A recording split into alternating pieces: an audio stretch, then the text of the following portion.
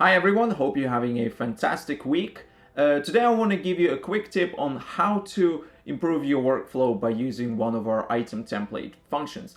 What this does is it essentially gives you a predefined items which you can call upon in seconds without having to define all the intricacies of each item, especially if it is a recurring bug or task.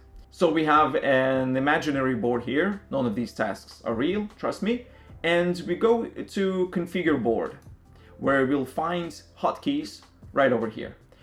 So this window shows exactly what you can predefine in each item template, but I'll rather just demonstrate it. First of all, we'll give it a name. We'll call it a recurring bug and save it.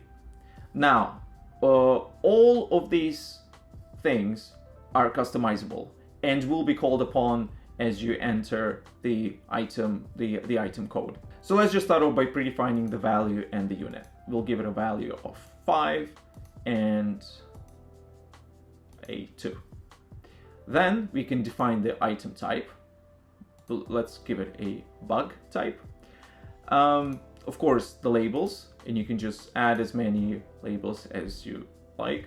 Year of the pig sounds great. You can select the assignees and reviewers, so I'll assign it to myself, but then I'll assign someone else. I'll assign Alice as a reviewer, and you can as well create a checklist. So for example, we'll say check this bug first, then check the other one. So as soon as you're done creating all the item templates that you need, you head over to product backlog and you can essentially start typing them out. All you have to do is enter hashtag and start typing the title of the item template. So in this case, it is a recurring bug, and you'll see it right here. Now, along with that, you can add anything you want. For example, weekly QA.